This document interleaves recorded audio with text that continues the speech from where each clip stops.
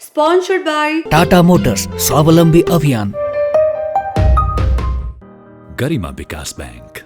Access to all.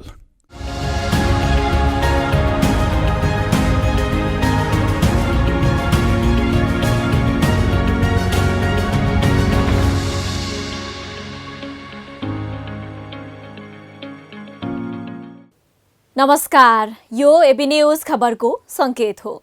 दर्शकवृन्द, आइसिआइडीको प्रस्तुति development forum अन्तर्गतको शहरी विकास कार्यक्रममा स्वागत छ। म करिश्मा कार्की।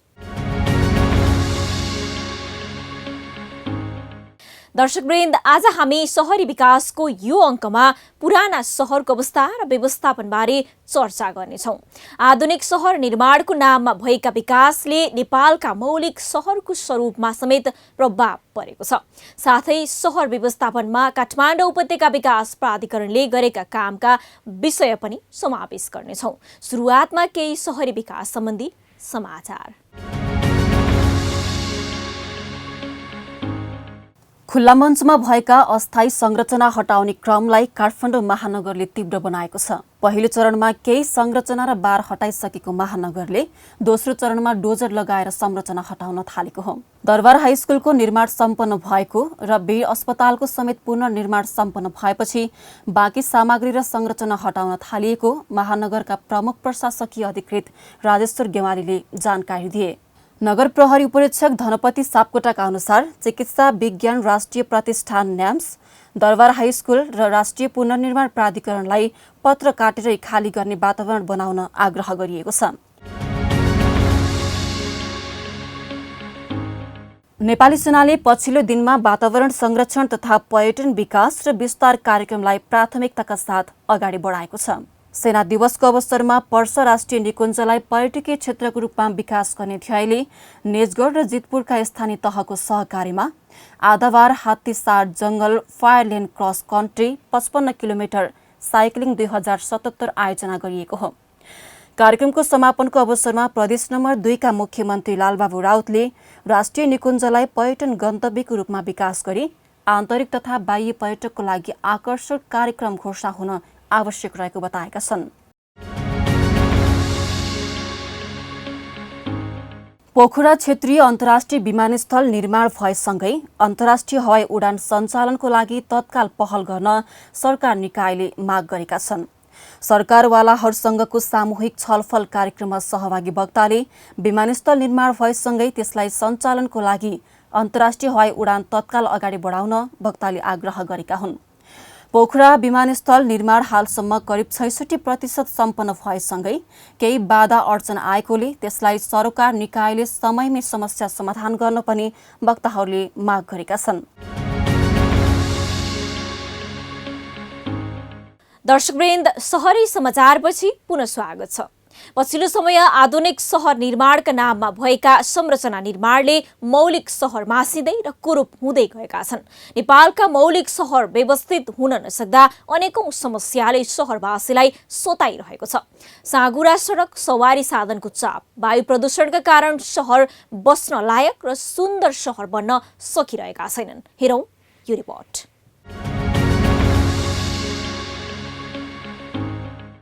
नेपालको शहरीकरण पुनर्निर्माणमा सरकारले विभिन्न आयोग तथा परियोजना सञ्चालन गर्दै आएको छ। अव्यवस्थित सहरलाई विकास गर्न निजी आवास पुनर्निर्माण, जनता आवास कार्यक्रम, राष्ट्रिय आवास कम्पनी लिमिटेड लगायतका कार्यक्रम सञ्चालन भएका छन्। शहरी क्षेत्रका सडक विस्तार, फोहोर व्यवस्थापन, नदी सफाई लगायतका कार्यलाई पनि तीव्रता दिइएको छ।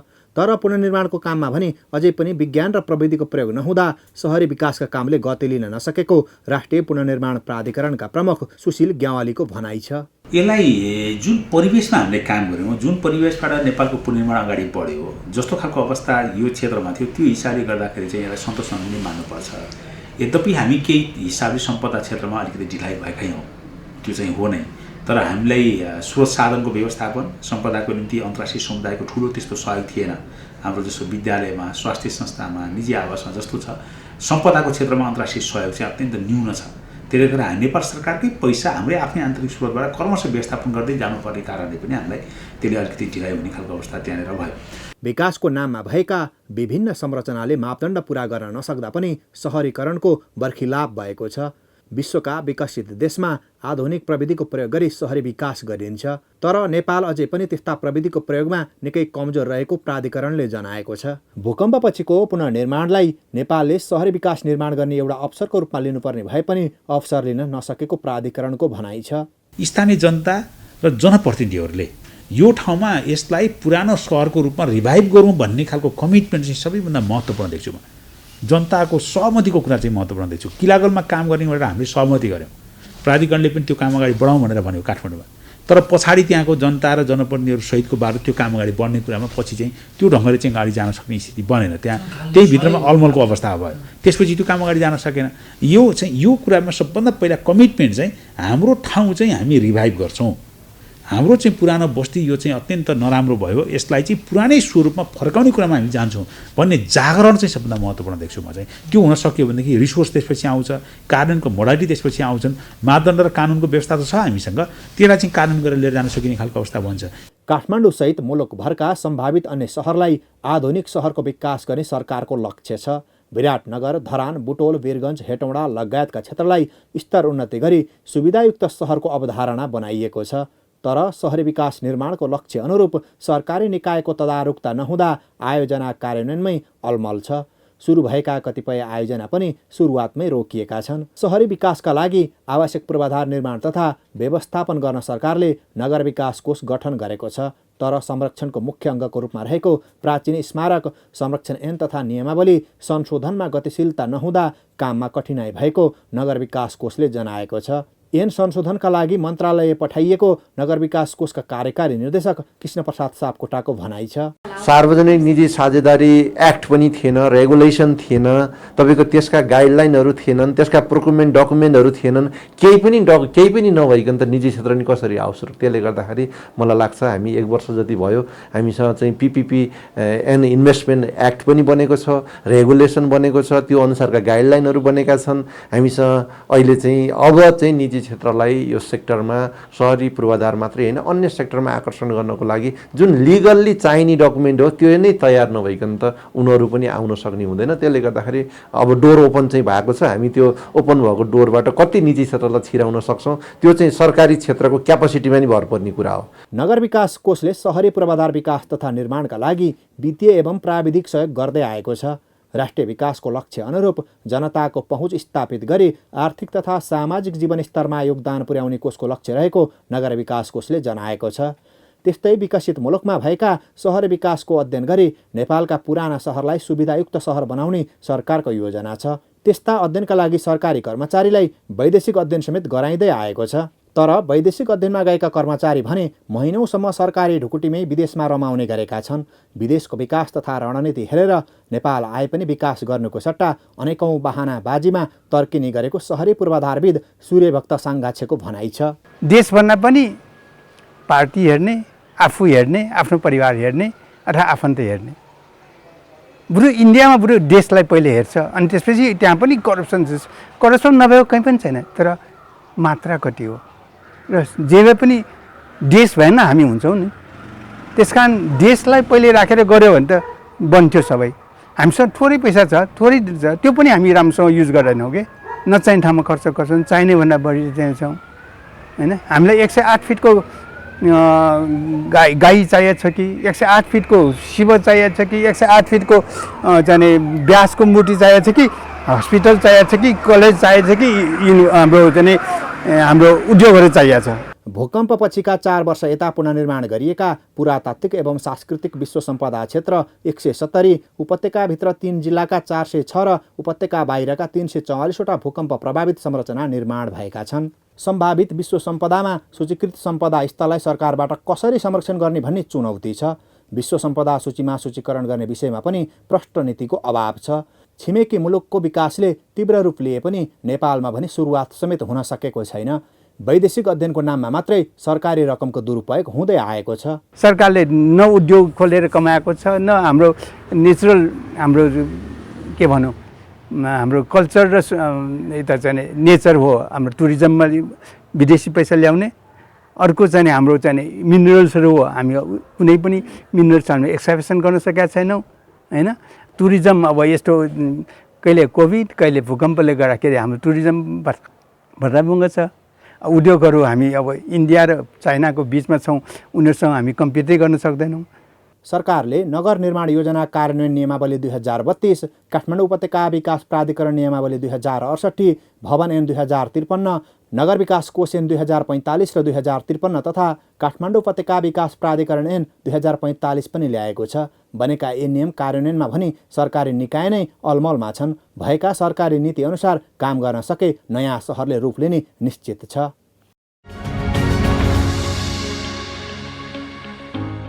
दर्शकवृन्द, भक्तपुर नगरपालिकाले शहरी विकास अन्तर्गत 5औं चरणको आयोजना सञ्चालन गर्दैछ। नगर विकास कोषको ऋण सहयोगमा जग्गा एकीकरण आयोजनाको काम भइरहेको छ। सोही आयोजना सम्पन्न गर्न नगर विकास कोष र भक्तपुर नगरपालिका बीच भएको ऋण लगानी सम्झौताका विषयमा केन्द्रित भएर तयार पारेको हेरौँ यो रिपोर्ट।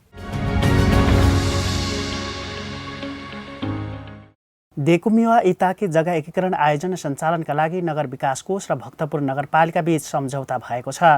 आइतबार कोषका कार्यकारी निर्देशक कृष्णप्रसाद सापकोटा र भक्तपुर नगरपालिकाको प्रमुख प्रशासकीय अधिकृत रामलाल श्रेष्ठले सम्झौता पत्रमा हस्ताक्षर गरेका हुन्। नगरपालिकाको 5औं आयोजनामध्ये देकुमिवा इताके जग्गा एकीकरण आयोजना कोषका लागि जग्गा सम्बन्धी पहिलो आयोजना हो। आयोजना सञ्चालनका लागि कुल 27 करोड 36 लाख 62 हजार लगानीमा हुने नगरपालिकाको प्रमुख प्रशासकीय अधिकृत रामलाल श्रेष्ठले जानकारी दिए। तर कोषबाट ऋण लिएर शहरी विकास गर्ने भएपछि स्थानीय जनप्रतिनिधि समेत चनाखो भएका छन्। आयोजना सञ्चालनको सम्झौता भएसँगै समयमै काम सम्पन्न गर्ने पनि नगरपालिकाले जनाएको छ। अब यो ऋणको समयमा हाम्रो पदाधिकारीहरू बढी चिन्तित हुनुहुन्छ। किन चिन्तित हुनुहुन्छ भने तिर्नुपर्छ भनेर कहीँ भोलि हामी बदनाम भइन्छ कि भक्तपुर नगरपालिका ऋण नतिर्ने कालो सूचीमा पर्ने नगरपालिका पर्छ कि भनेर र आफ्नो स्वाभिमानी उहाँले प्रदर्शन गर्नुभएको छ र उहाँले चाहिँ ऋण चाहिँ तिर्नुपर्छ, ऋणको दुरुपयोग गर्नुहुन्न, सदुपयोग गर्नुपर्छ र यो चाहिँ कार्य समयमा सम्पन्न गर्नुपर्छ भन्ने कुरामा भक्तपुर नगरपालिका चाहिँ दृढ छ। म यो चाहिँ प्रतिबद्धता म व्यक्त गर्न पनि चाहन्छु। समयमा सम्पन्न हुन्छ।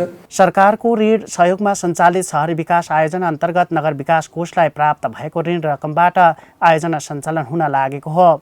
नगरपालिकाको 15 नम्बर वडामा ब्लक नम्बर 15 क, ख र ग आयोजना निर्माणका लागि 20 करोड रकम कोषबाट ऋण स्वरूप प्राप्त हुने भएको छ। कुल रकमको 73.08% कोषको लगानी र नगरपालिकाको 26.97% लगानीमा आयोजना निर्माण हुने नगरपालिकाले जनाएको छ।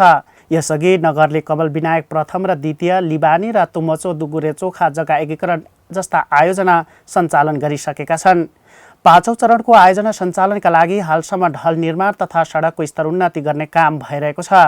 यस्तै बर्खे खोला व्यवस्थापन तथा ढल व्यवस्थापनका लागि आयोजना स्तरबाट काम भइरहेको देकुमिवा इताके जग्गा एकीकरण आयोजना प्रमुख ओमहरि थाले जानकारी दिए। अहिलेसम्मको तपाईँको भौतिक सहमति भनेको चिज चाहिँ बाटोकोमा 2 ठाउँमा चाहिँ वाल गाइड लगाउने भयो। त्यसमा चाहिँ हामीले चाहिँ हिउँ पाइप बिछाउने भयो। हिउँ पाइप चाहिँ ढलको लागि। अर्को भनेको चाहिँ तपाईँको चाहिँ हाम्रो ग्राभेलसम्म हो। यो आयोजनाको एउटा चाहिँ विशेषता के पनि छ त भन्दाखेरि चाहिँ यो आयोजना क्षेत्रभित्र चाहिँ हामीले चाहिँ जुन शौचालयबाट आउने पाइप चाहिँ छुट्टै छ र अर्को भनेको चाहिँ तपाईँको चाहिँ बर्खे ढलको लागि छुट्टै चाहिँ हामी चाहिँ हिउँ पाइपको व्यवस्थाको चाहिँ गरेका छौँ। यो सम्भवतः नेपालमा भएको चाहिँ आयोजनामध्ये चाहिँ पहिलो हुनसक्छ। तर आयोजना सञ्चालन तथा व्यवस्थापन सम्बन्धी स्थानीयको 651वटा गुनासो छ। हालसम्म प्राप्त भएका जायज गुनासोलाई आगामी 2 महिनाभित्र उचित सम्बोधन गरी आयोजनाको काममा केन्द्रित हुने आयोजना प्रमुखको भनाइ छ। सडक पेटीका घर, गुठी जग्गा, भौतिक निर्माणमा लाग्ने राजस्व लगायतका विषयमा स्थानीयको गुनासो छ। तर आयोजना सञ्चालन गर्न 1 वर्ष अघि नै नगरपालिकाले आयोजना स्वीकृत गरे पनि कोरोनाका कारण पछि धकेलिएको आयोजना प्रमुख थाले जानकारी दिए। उहाँहरूको चाहिँ गुनासो व्यवस्थापनको लागि चाहिँ पेटिसन सूचना निकाल्यौँ। त्यो सूचना निकाले पश्चात चाहिँ हाम्रो चाहिँ कोरोना सुरु भइदियो। कोरोना सुरु भइरहेको अवस्थामा चाहिँ हामी के गर्ने त भन्ने कुराहरूमा अनिरमा रहौँ। र कोरोना बापत जुन हाम्रो चाहिँ 15 क, ख, गमा चाहिँ जग्गा चाहिँ कति काट्यौँ त र कति जग्गा बिक्री गर्ने जग्गा आयो भन्ने हिसाबले गर्दाखेरि यो स्थानीय जनताको लागि कोरोना बापत राहत स्वरूप चाहिँ हामी चाहिँ थप चाहिँ उहाँलाई चाहिँ छुट चाहिँ दियौँ। 1654 रोपनीमा सञ्चालन गर्न लागेको आयोजनाले 2 देखि 5 वर्षको अवधिमा ऋण रकम फिर्ता गर्नुपर्ने सम्झौतामा उल्लेख छ। कोषले अहिलेसम्म सञ्चालन गर्दै आएको आयोजनामध्ये जग्गा एकीकरणमा लगानी गरेको यो पहिलो आयोजना भएको नगर विकास कोषले जनाएको छ। भक्तपुर नगरपालिका नेपालकै सबैभन्दा सानो स्थानीय तह भए पनि हालसम्म गरेका काम अन्य नगरको तुलनामा गुणस्तरीय र अग्रपङ्क्तिमा रहेको कोषले बताएको छ। यता कोषसँग भएका सम्झौता अवधिमै काम सम्पन्न गर्ने र ऋण रकम फिर्ता हुनेमा आफूहरू विश्वस्त रहेको कोषका उपप्रबन्धक राजेश भोसी भयाको भनाइ छ। यो भक्तपुरले चाहिँ बस्ती विकासमा राम्रोसँग चाहिँ अलिकति अगाडि बढ्नुपर्छ जुन चाहिँ एउटा भिजन ल्याएको छ त्यसले चाहिँ हामी एकदम खुसी पनि भएका छौँ र यसलाई चाहिँ क्रमशः अरू पनि हामी यो अहिलेको अवस्थामा हामी यो ठुलो प्रोजेक्ट भएको कारणले हामीसँग पनि पुँजीको अभाव र यो प्रोजेक्ट पनि ठुलो हामी चाहिँ अलिकति सेक्टर वाइजको हिसाबले अलि 15 कमा लगानी गर्छौँ र त्यसपछि हामी यो सकेपछि यसबाट आएको प्रतिफलबाट हामी आएको चाहिँ रिटर्नबाट फेरि अर्को चाहिँ हाम्रो चाहिँ अर्को जुन चाहिँ बाँकी कामहरू पनि गर्न सकिन्छ भन्ने हिसाबले कुराकानी भएको छ र साथसाथै म के अनुरोध पनि गर्न सक्छु अब यो 5 वर्षमा हाम्रो 2 वर्ष ग्रेस पिरियड निर्माण गरेँ त्यसपछि हाम्रो जग्गा बिजुको जुन पैसा फिर्ता आउँछ त्यो पैसा फेरि हामी अर्को चाहिँ चरणमा पनि हामी गर्न सक्छौँ। त्यसरी गर्दाखेरि पनि राम्रो हुन्छ भन्ने हिसाबले चाहिँ हाम्रो कुराकानी भएको छ र त्यसरी नै यसलाई चाहिँ यो पुरै आयोजनामा चाहिँ नगर विकास सम्बन्ध भयो यसलाई चाहिँ मूर्त रूप दिन यसको चाहिँ एउटा उद्देश्य प्राप्ति गर्न भक्तपुर नगरपालिका र नगर विकास सँगसँगै अगाडि हिँड्छौँ। आयोजना सञ्चालनमा विभिन्न अप्ठ्यारा परिस्थिति आए पनि त्यसको सामना गर्दै नगरले थुप्रै आयोजना सञ्चालन गरेको छ। भक्तपुरको दरबार क्षेत्रमा भने अझै पनि बहुआयामिक सुविधायुक्त संरचना निर्माण गर्नुपर्ने जरुरी छ। तर नगरले आयोजना गर्ने काम सञ्चालनमा नगरका जनप्रतिनिधि समेत चिन्तित हुने गरेको नगरपालिकाले जनाएको छ। यता नगर विकास कोषसँग भएको सम्झौता आफूहरूको लागि पहिलो सहकार्य भएकोले पनि आयोजना कार्यान्वयनमा इमान्दारिताका साथ काम गर्ने नगरपालिकाका प्रमुख प्रशासकीय अधिकृत श्रेष्ठको भनाइ छ। ऋण लिने पहिलो संस्था हामी भयौँ स्थानीय तह, तर चाहिँ नगर विकास कोषलाई पनि यो आयोजना लगानी गर्ने पहिलो ऋण जस्तो चाहिँ सहयोग चाहिँ हुने भयो भने भयो र जग्गा एकीकरण यो सम्भवतः नगर विकास कोषले जग्गा एकीकरण आयोजनामा यो लगानी गरेको यो पहिलो आयोजना होला होइन। त्यो आयोजनालाई हामी सफलित पार्छौँ र यसलाई चाहिँ फेरि आगामी समयमा अरू स्थानीय तहहरूलाई पनि यो एउटा चाहिँ पृष्ठपोषण र यो असल अभ्यास हुनेछ भन्ने चाहिँ विश्वास ल्याएको छु। 2045 फागुन 2 मा स्थापना भएको नगर विकास कोषले शहरी पूर्वाधार विकास निर्माणमा सहुलियतपूर्ण ऋण प्रवाह गर्दै आएको छ। मुलुकभरका विभिन्न स्थानीय तहसँगको सहकार्यमा शहरी विकासले गति लिएको कोषको बुझाइ छ। शहर निर्माण तथा नगर विकास गर्न जग्गा एकीकरण लगायत सहुलियत कर्जा प्रवाहमा कोषले सरकारी निकाय तथा विभिन्न सरकार पक्षसँग समन्वय गर्दै आएको छ। अझ देशभरका शहरलाई स्तरोन्नति गर्न राष्ट्रिय योजना आयोग, अर्थ मन्त्रालय तथा सम्बन्धित मन्त्रालयसँग आग्रह गरेको कोषका कार्यकारी अधिकृत कृष्ण प्रसाद सापकोटाको भनाइ छ। ऋणै मात्र पनि होइन, अनुदान पनि सहयोग गरेर जाउँ बरु ऋण र अनुदानको पनि सहयोग गर्ने गरी नगरपालिकाको पनि कम्बिनेसन, नगरपालिकाको पनि लगानी हुने गरी एउटा खालको चाहिँ सामाजिक पूर्वाधारको हिसाबले चाहिँ यसलाई हामीले लगेर जान सक्यौँ भने थुप्रो नगरपालिकाहरूले काम गर्न सक्नुहुन्छ भन्ने हिसाबले यसलाई माथिल्लो राष्ट्रिय योजना आयोग, अर्थ मन्त्रालय लगायतका निकायहरूमा नि हामीले चाहिँ छलफलमा नै छौँ। शहरी विकास निर्माणमा भक्तपुरले गरेको कामप्रति अन्य नगरले समेत सिक्न आवश्यक छ। मुलुकभरका स्थानीय तहले आफ्ना क्षेत्रका शहर विस्तार र विकास गर्न स्थानीय जनप्रतिनिधि समेत चनाखो हुन जरुरी छ।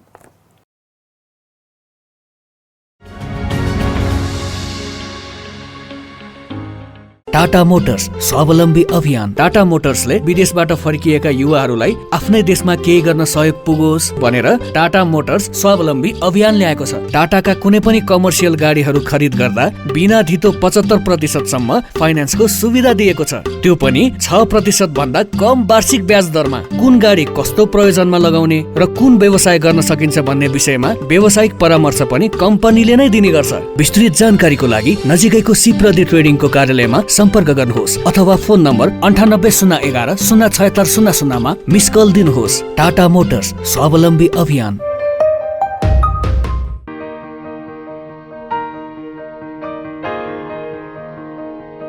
छोरा, मैले पाएँ तिम्रो पसिनाको कमाई मेरो मुठीमा छ। तिम्रो पसिनाको कमाई मेरो मुठीमा छ, मेरो मुठीमा छ।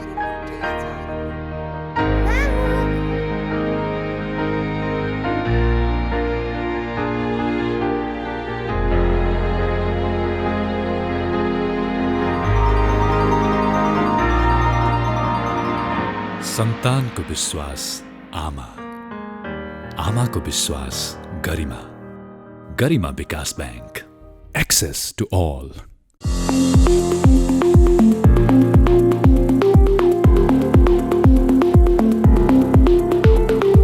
कृषिलाई आधुनिकीकरण, औद्योगिकीकरण तथा व्यवसायीकरण गराउने उद्देश्यका साथ चितवन एक्सपो सेन्टर भरतपुरमा हुन गइरहेको चौथो नेपाल एग्रिटेक अन्तर्राष्ट्रिय कृषि प्रदर्शनीमा सहभागी बनौँ। 15 भन्दा बढी राष्ट्रबाट 150 भन्दा बढी सङ्घ संस्थाहरू र हजारौं कृषि व्यवसायीहरूको सहभागिता रहने चौथो नेपाल एग्रिटेक अन्तर्राष्ट्रिय कृषि प्रदर्शनीमा यहाँहरूलाई हार्दिक निमन्त्रणा गर्दछौँ। प्रदर्शनीमा आधुनिक कृषि प्रविधि, कृषि यन्त्र तथा उपकरण, डेरी उपकरण, पोल्ट्री, मत्स्य, केरा खेती, आधुनिक टनेल खेती, सिँचाइ प्रविधि एवं खाद्य प्रशोधन प्रविधि तथा उपकरण सम्बन्धी सम्पूर्ण जानकारी। यही चैत्र 27, 28 र 29 गते। स्थान चितवन एक्सपो सेन्टर भरतपुर चितवन। समय बिहान 10 बजेदेखि बेलुकी 5 बजेसम्म। प्रवेश निःशुल्क। आयोजक मिडिया स्पेस सल्युसन प्राली तथा future x trade fair and events. थप जानकारीका लागि 98 011 71 141। सहयोगी संस्थाहरू: नेपाल सरकार कृषि तथा पशुपन्छी विकास मन्त्रालय, नेपाल सरकार कृषि तथा पशुपन्छी विकास मन्त्रालय कृषि विभाग, नेपाल सरकार कृषि तथा पशुपन्छी विकास मन्त्रालय पशु सेवा विभाग, नेपाल सरकार कृषि तथा पशुपन्छी विकास मन्त्रालय प्रधानमन्त्री कृषि आधुनिकीकरण परियोजना व्यवस्थापन इकाइ, नेपाल पोल्ट्री महासंघ, राष्ट्रिय कृषक समूह महासंघ नेपाल, राष्ट्रिय कार्य समिति, नेपाल कृषि सहकारी केन्द्रीय सङ्घ लिमिटेड, साना किसानद्वारा प्रवर्तित, नेपाल नगरपालिका सङ्घ, गाउँपालिका राष्ट्रिय महासंघ नेपाल, चितवन उद्योग सङ्घ।